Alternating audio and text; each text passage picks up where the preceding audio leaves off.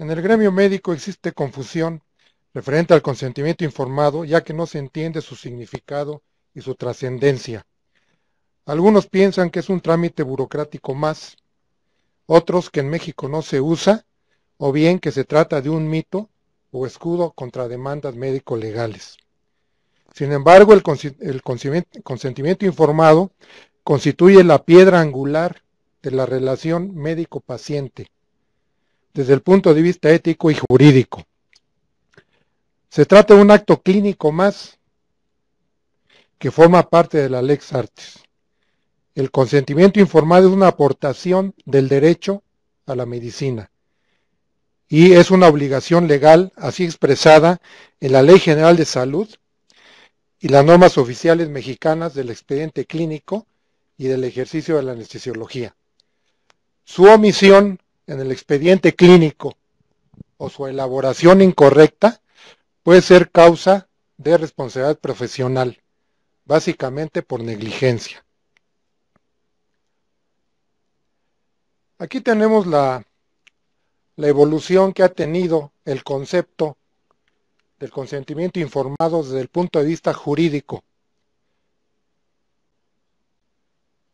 Empieza en esta fecha, en 1914, donde ya se pone atención que el ser humano tiene el derecho de determinar lo que se debe de hacer con su cuerpo.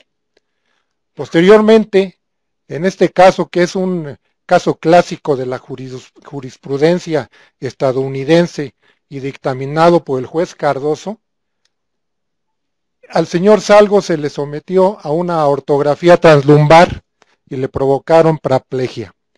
Y a esa persona le hicieron radioterapia por un cáncer de mama y le provocaron quemaduras severas. Entonces la sentencia del juez Cardoso fue que la obligación del médico es dar información al paciente sobre los riesgos inherentes al tratamiento que se le recomienda antes de aplicárselo.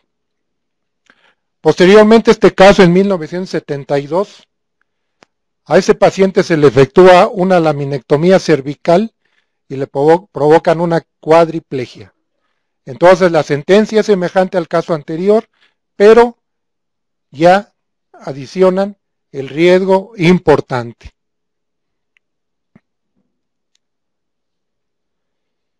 ¿Cuál es la definición del consentimiento informado? Existen muchas definiciones en la literatura. Esta yo la escogí porque me parece lo más completo que hay. Y se define como el proceso que surge en la relación médico-paciente.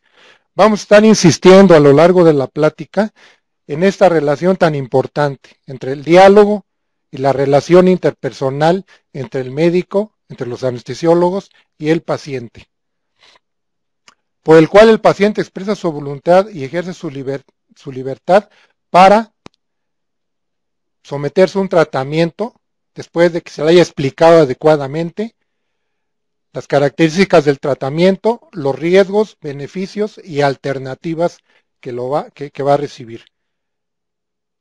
El consentimiento informado entonces se basa en la autonomía, o sea, en la autodeterminación del paciente, de decidir lo que se va a hacer con su cuerpo previo consentimiento, previa información.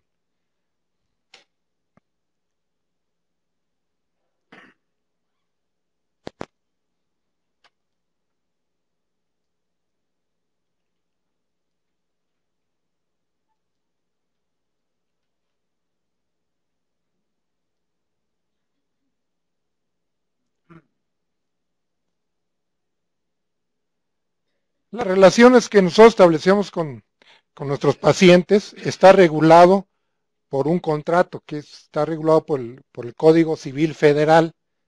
Es un contrato que se llama consensuado porque no se requiere un escrito, sino que simplemente con el intercambio de opiniones se acepta el contrato.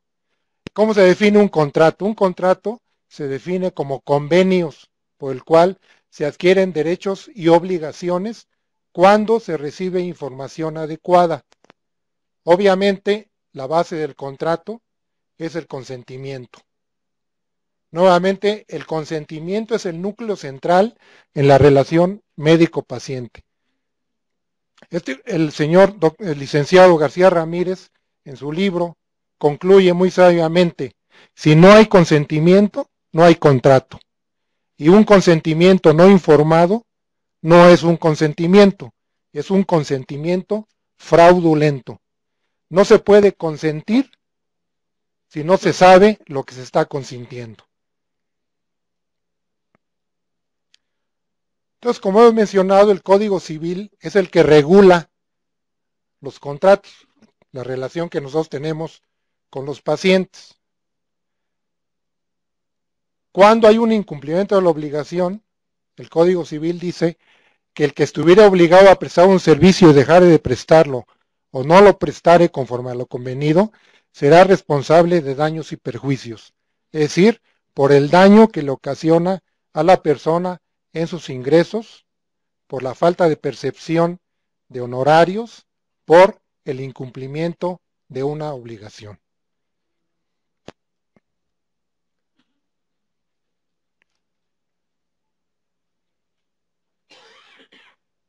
¿Cómo se va a obtener el consentimiento informado? Ya lo mencionaba el doctor Ayala brevemente, con los famosos machotes que existen para el consentimiento informado. Hay un gran inconveniente, dos grandes inconvenientes que yo le veo a los machotes. En primer lugar, que se pierde la relación médico-paciente. ¿Por qué? Porque entonces sí se burocratiza el consentimiento informado. ¿Por qué? Porque cuando ingresa el paciente al hospital, cuando firma su voucher, ahí le dan el documento del consentimiento informado y ahí lo firma. O sube al piso y la enfermera del piso le da el formato para que lo llene. Entonces se pierde la esencia de la relación médico-paciente. Y en segundo lugar, que estos documentos hablan en general sobre todos los riesgos que tiene el manejo anestésico del paciente, en particular que vamos a manejar nosotros. Sin embargo, la información que se le va a dar al paciente debe ser individualizada de acuerdo a las necesidades del paciente, su patología, muy importante, su nivel sociocultural y su capacidad de comprensión. Entonces son los dos inconvenientes que yo le veo a los documentos escritos. Algunos autores sugieren que se haga por comunicación oral y en un texto manuscrito. ¿Por qué? Porque así tiene la ventaja de que el paciente establece el diálogo con el anestesiólogo y aparte está escrito el documento.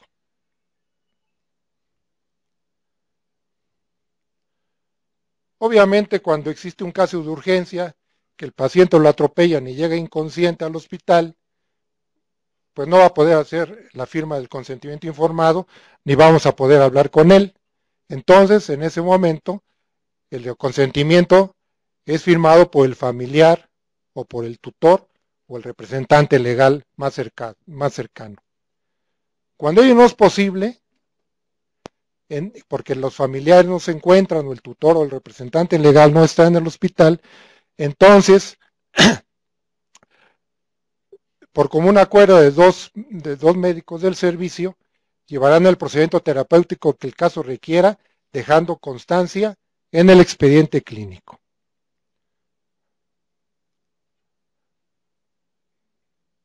Como que se está adelantando esta cosa.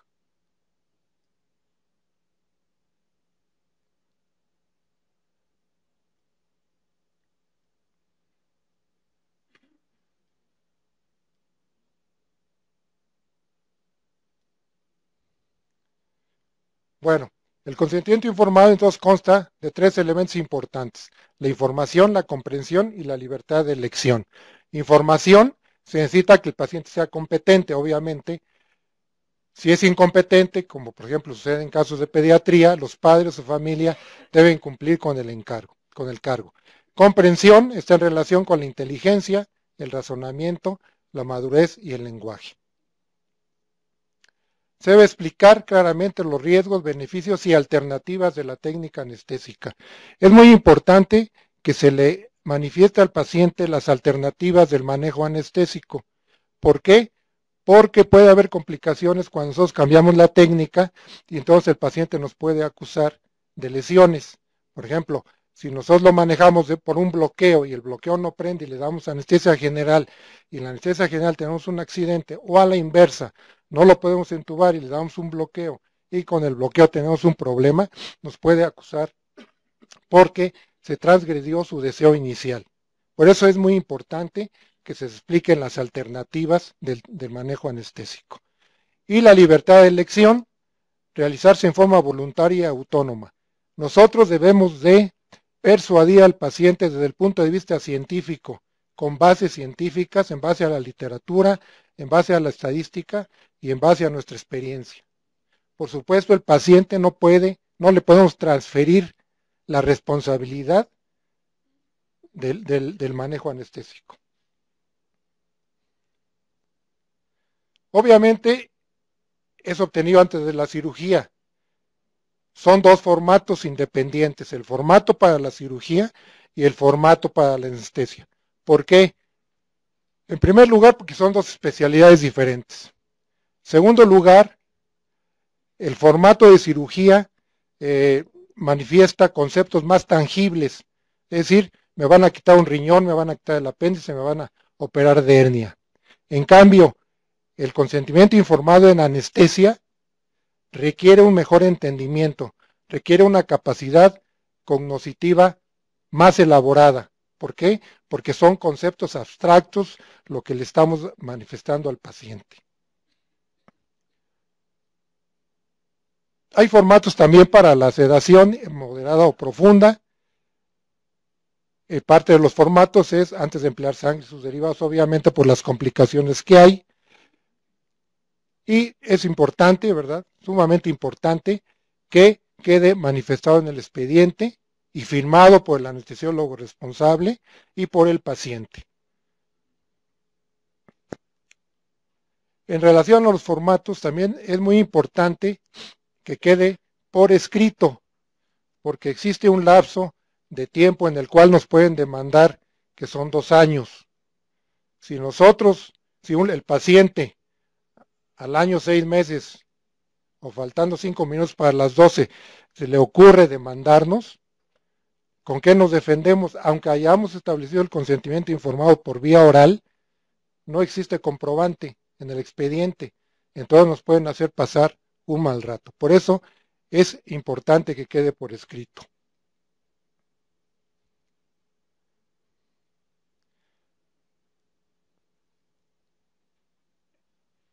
Cualquier acto médico que viole la integridad personal del paciente debe consentirse.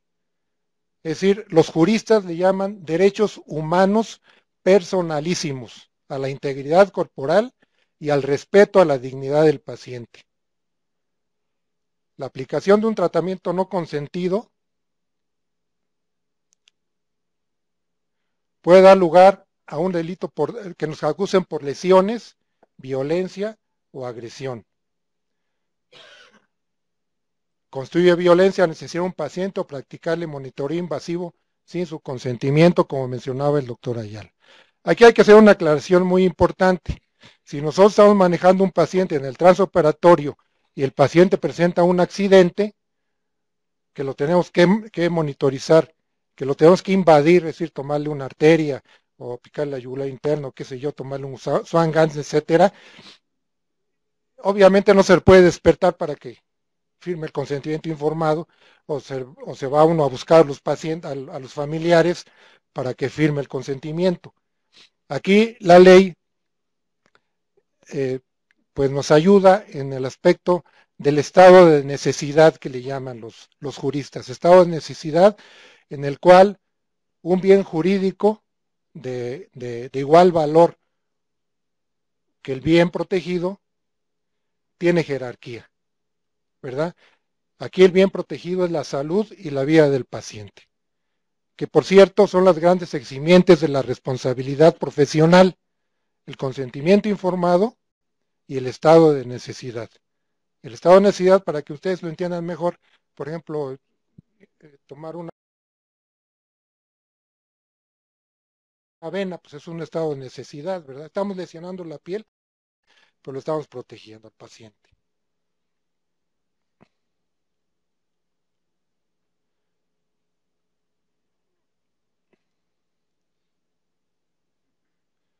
Obviamente, en caso de incumplir con el deber de informar, el anestesiólogo asume los riesgos que se puedan presentar de las complicaciones que pueda haber en el manejo anestésico y responder por la violación al deber jurídico de informar. No es escudo el consentimiento informado, como dijimos al principio, no es una tabla de salvación para el ignorante o para el negligente.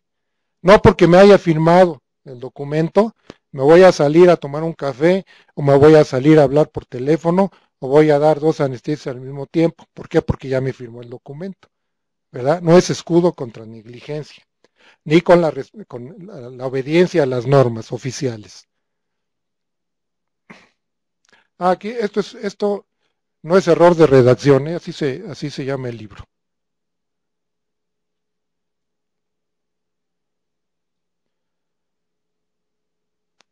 Como mencionaba el doctor Sergio Ayala, la comunicación y la información es el componente más importante de la calidad en la relación médico-paciente. Es un factor determinante en las quejas médicas y puede llevar al paciente a entablar demandas. Sucede una cosa interesante en la literatura, que se escriben miles de demandas contra los anestesiólogos y los médicos en general, de que al paciente no le importa demasiado el daño que le hayamos provocado, sino lo que le molesta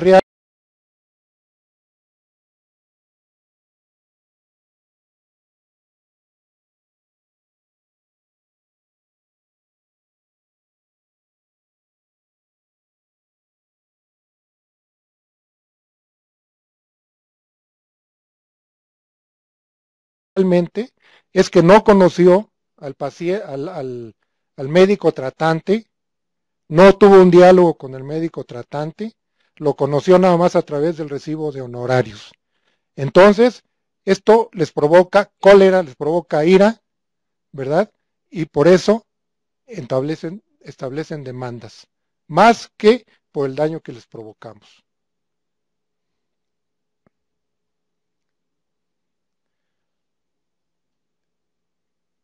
La relación médico-paciente que nosotros establecemos con nuestros pacientes tiene unas características especiales por nuestra especialidad. En el caso de los cirujanos, pues los cirujanos captan al paciente, lo estudian, tienen una relación más prolongada con el paciente, lo canalizan con otros médicos, los otros médicos y él tienen más relación interpersonal con el paciente. Y el paciente pues tiene una mayor confianza con el cirujano por esas razones. Nosotros no lo podemos hacer por las características de nuestra especialidad. La situación ideal es que veamos al paciente un día antes de la cirugía, ¿verdad? Cosa que ahora con la cirugía ambulatoria no es posible. ¿Por qué? Porque el paciente llega media hora antes de operarse, que es programado para la operación, llega a la sala de preparación anestésica, está el interno, está la enfermera, el interno le está tomando el estudio de clínica, la enfermera le está tomando sangre, le está metiendo el termómetro en la boca, le están tomando muestras de sangre, el enfermo se encuentra ansioso, ¿verdad? Porque ya va a llegar a la sala de operaciones y nosotros llegamos a hacerle la visita paranestésica. Entonces es el principal inconveniente que tenemos nosotros. Ojalá, ¿verdad? Y esto está en relación directa con la conducta que se hace en los diferentes hospitales, que se le diera el formato al paciente, se lo llevara a su casa, lo estudiara y en el momento en que nosotros lo vemos, externara sus dudas y nosotros le explicáramos sus dudas. Entonces se hace en momento de gran ansiedad, en locaciones impropias. Muchas veces se hace en el pasillo del quirófano, ¿verdad? O incluso en el quirófano, ¿verdad? El pobre paciente está ansioso, está angustiado y no tiene ni atención, ni le interesa lo que le vayamos a decir, ni lo va a entender. El paciente no conoce ni selecciona al anestesiólogo, obviamente. Tiene dudas de nuestra capacidad profesional, tiene dudas de qué le vamos a hacer, ¿verdad? Aunado a eso, es un ignorante respecto a la anestesiología y papel del anestesiólogo. No tiene ninguna obligación de saber qué es la anestesiología, ¿verdad? Nosotros le debemos explicar, pero es un factor también de ansiedad, la ignorancia de nuestra profesión. Obviamente hay una relación inversa entre el número de demandas y la adecuada relación médico-paciente. Volviendo a los formularios, la fórmula de Flesch analiza el grado de comprensión que tiene una persona cuando lee un documento, ¿verdad? Se hizo un estudio sobre 200 consentimientos informados y se llegó a la conclusión que ningún paciente, que un porcentaje muy alto de pacientes entendió lo que leyó, ¿verdad? Y eso nos pasa a todos nosotros cuando compramos un coche, cuando vamos a comprar una casa que nos dan el contrato, pues nunca lo leemos, y si lo leemos ni le entendemos, ¿verdad? Por la famosa letra chiquita. Entonces los formularios del consentimiento informado pues no son la excepción, los pacientes no lo entienden muchas veces. Las frases deben ser cortas y sencillas con palabras de uso habitual. Incluir el menor número de palabras técnicas y explicar los términos médicos. Evitar la proliferación de números, símbolos y siglas porque el paciente no lo entiende. No le interesa escuchar eso o leerlo.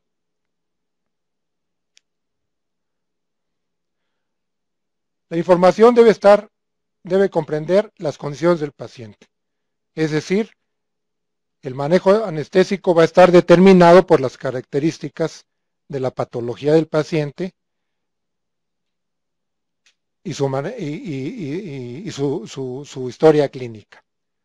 Le vamos a explicar el procedimiento y las técnicas del manejo anestésico, los beneficios y desventajas del manejo propuesto y pruebas posibles en el periodo de recuperación. Es decir, lo habitual, los problemas habituales que suceden en la sala de recuperación.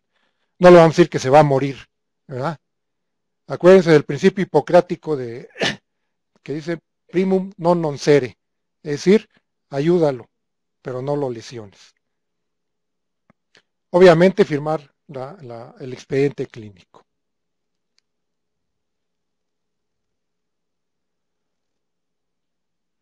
Explicar los riesgos, alternativas y beneficios. En los riesgos vamos a extendernos un poquito porque sí existe duda de lo que qué riesgos le vamos a decir al paciente. Los riesgos van a estar en relación a los riesgos estadísticamente más comunes y previsibles.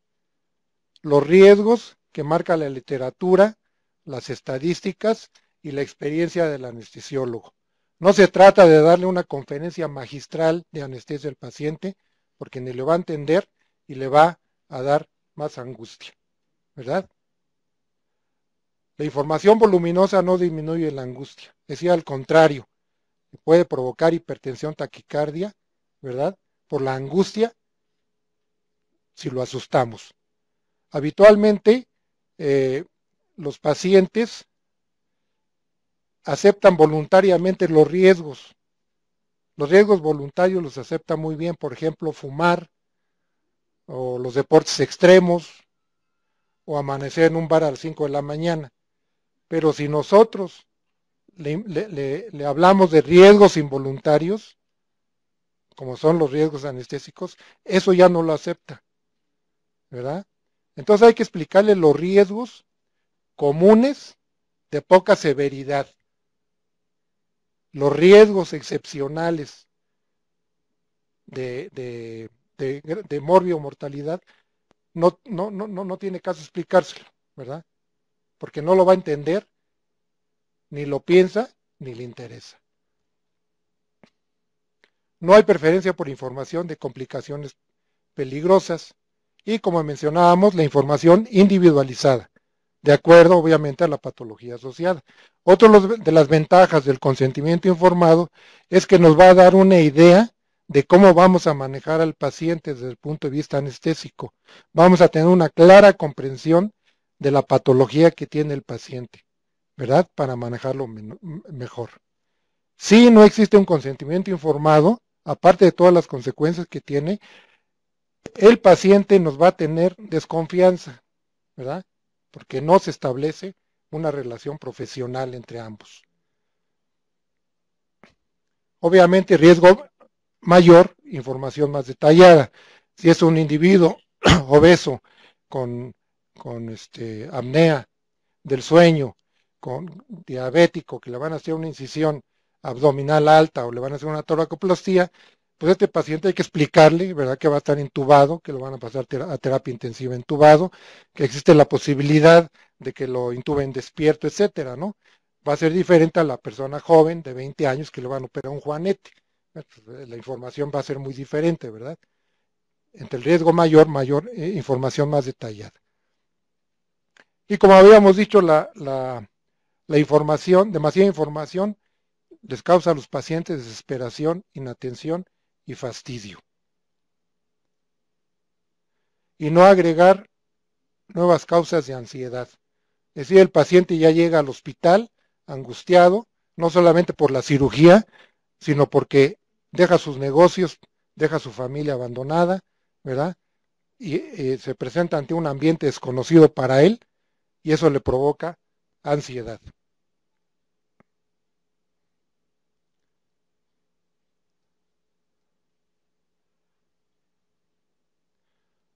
Obviamente la edad está inversamente relacionada con el grado de preocupación. Las personas de edad pues somos más accesibles a digerimos mejor la preocupación que las personas jóvenes. La mujer le teme más miedo a despertar durante la anestesia, que esté despierta durante la anestesia, y el hombre tiene miedo al dolor posoperatorio. Estos son detalles que yo resumí de este trabajo bastante completo, y son las conclusiones que ellos sacan. También la vestimenta tiene mucho que ver, que el médico llegue con su bata blanca y su gafet, no que llegue con los pantalones vaqueros rotos, ¿verdad? Y un estetoscopio aquí colgado, porque eso va en detrimento de nuestra personalidad. Y cuando se presenta una demanda, es uno de los factores que los pacientes pueden elucubrar. Como había yo mencionado, la ansiedad secundaria a problemas familiares y económicos. ¿Cuáles son los riesgos típicos? Bueno, ya los habíamos mencionado. Los que ocurren con pocas consecuencias o son riesgos raros que pueden resultar en severa morbilidad o aún en mortalidad. Los riesgos comunes de la anestesia general, que son los que el paciente les interesa realmente, son los que ustedes pueden ver y que son los habituales.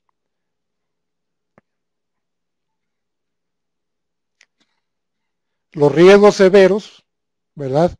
Estar consciente, por ejemplo, con el exceso de relajantes, la anestesia general endovenosa, la pérdida visual en el posoperatorio, que es una complicación que se presenta en la cirugía de la columna vertebral, en enfermos que están boca abajo, en cirugías prolongadas, con sangrado abundante y con hipotensión arterial.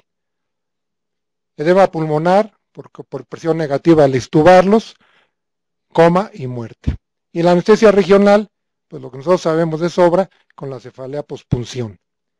Y riesgos menos comunes, pero con riesgo severo, son sangrado, infección, las lesiones nerviosas transitorias, el síndrome de la cauda equina, etcétera, y los reflejos paradójicos, el de Basol-Harish y el de Bainbridge, que llevan a bradicardia y asistolia.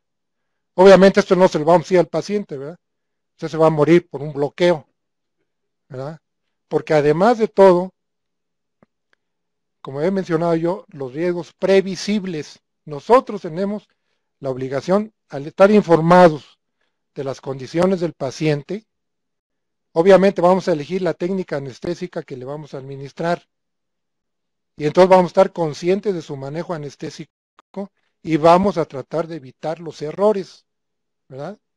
No es lo mismo enfrentarnos a un paciente 5 minutos antes y no sabemos la patología que trae, porque entonces sí vamos a tener un accidente que se podía haber previsto.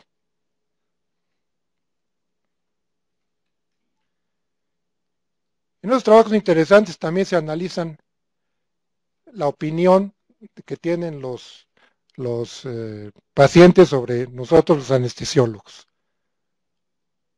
Parece increíble que en estos países latinos, y obviamente México, yo creo que México no queda muy bien calificado, el 50% de los pacientes desconoce que el anestesiólogo es médico, o incluso que tenga un grado universitario.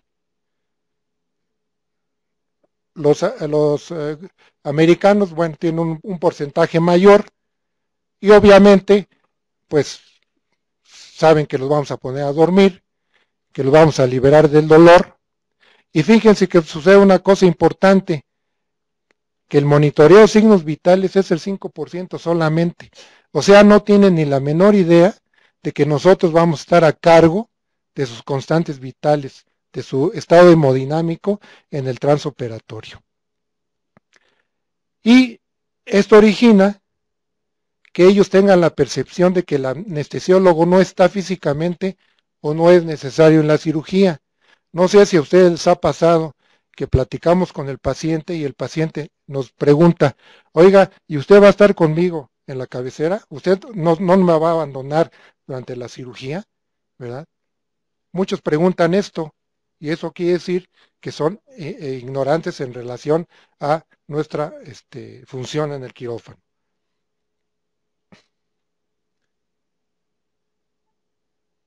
Pues es un pastel donde lo mismo que habíamos mencionado en la anterior, ¿verdad? Ponerlos a dormir, librarlos del dolor y solamente el 5% de monitorizar los signos vitales. Otras causas de ansiedad, bueno, espera de ser llevado al quirófano, vergüenza derivada de los preparativos, posibilidad de perder el control. Es decir, los pacientes se vuelven más vulnerables cuando pierden su estado de conciencia. ¿Por qué? Porque conscientemente nos defendemos más de las agresiones externas. Entonces, cuando perdemos la conciencia, nos ponemos más vulnerables, más indefensos y dependientes del ambiente. Es una causa de ansiedad. Obviamente, no estar familiarizado con el entorno hospitalario es un cambio ambiental que le afecta demasiado a los pacientes. Y preocupación por el dolor posoperatorio, temor a las inyecciones y a la toma de muestras de sangre.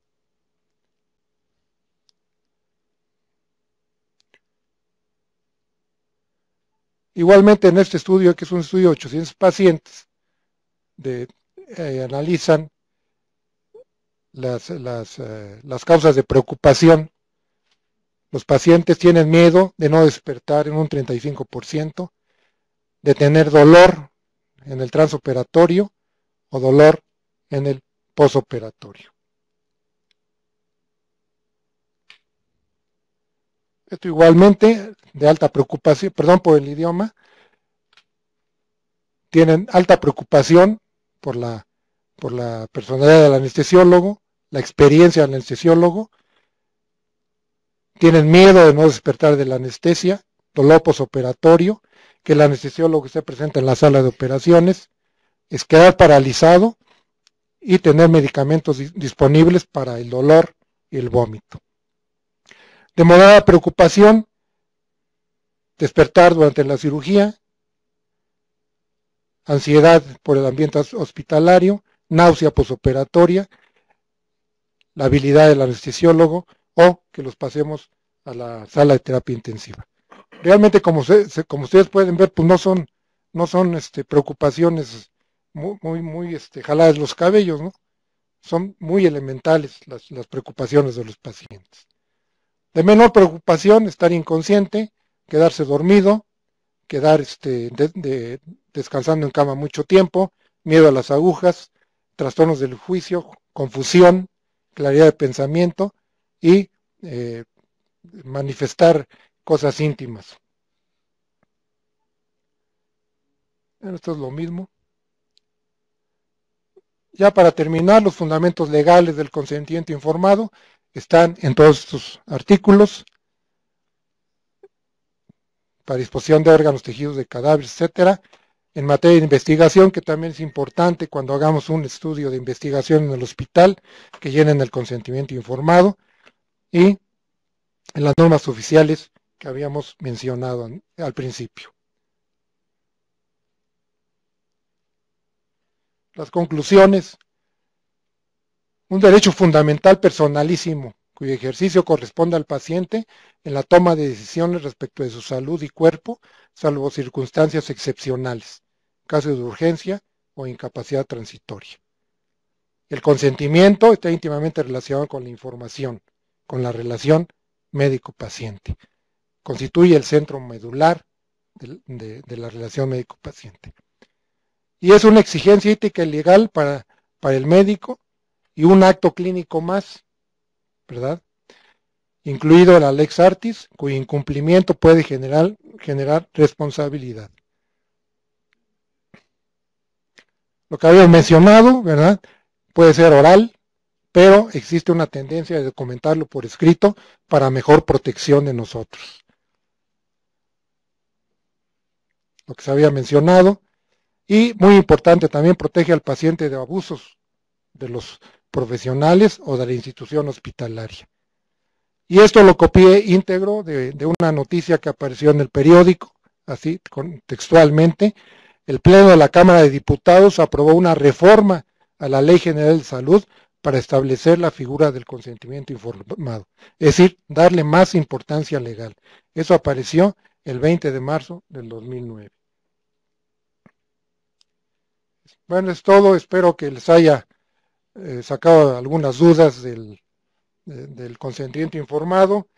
Evitar caer en ser juzgado y castigado por otros profesionales como son los abogados.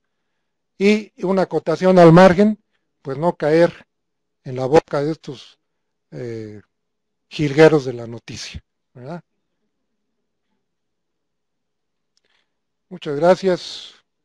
Dejo mi email para dudas, aclaraciones o quejas. Muchas gracias.